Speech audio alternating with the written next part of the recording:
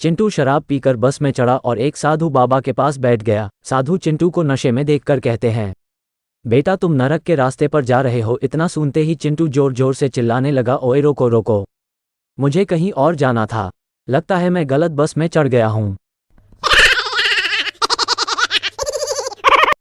एक पोता अपने दादाजी, 80 साल की उम्र में भी आप दादी जी को डार्लिंग कहते हैं, इस प्यार का राज क्या है?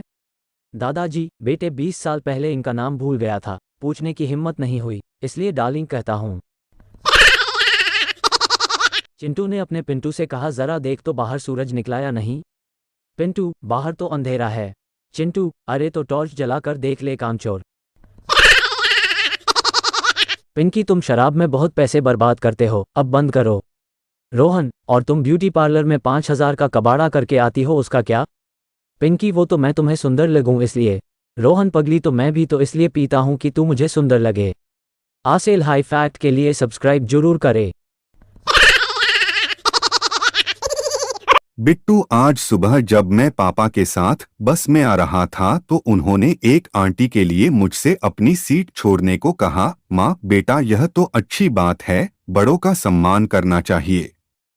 बिट्टू, मगर माँ मैं तो पापा की गोद में बैठा हुआ था। वकील, हत्या की रात तुम्हारे पति के अंतिम शब्द, पत्नी मेरा चश्मा कहाँ है संगीता।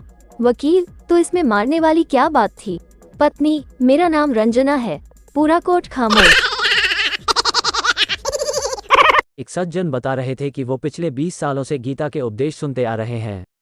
पता करने पर पता चला कि गीता उनकी धर्मपत्नी का नाम है। मास्टर जी, शांति किसके घर में रहती है? पप्पू, जिस घर में पति और पत्नी दोनों मोबाइल चलाते हैं। मास्टर जी, शांति किसके घर में रहती है? पप्पू, जिस घर में पति और पत्नी दोनों मोबाइल चलाते हैं। एक सज्जन बता रहे थे कि वो पिछले 20 सालों से गीता के उपदेश सुनते आ रहे हैं। पता करने पर पता चला कि गीता उनकी धर्मपत्नी का नाम है।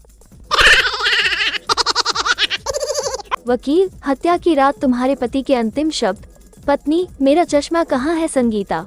वकील, तो इसमें मारने वाली क्या बात थी? पत्नी, मेरा नाम रंजना है। पूरा कोर्ट खामोश।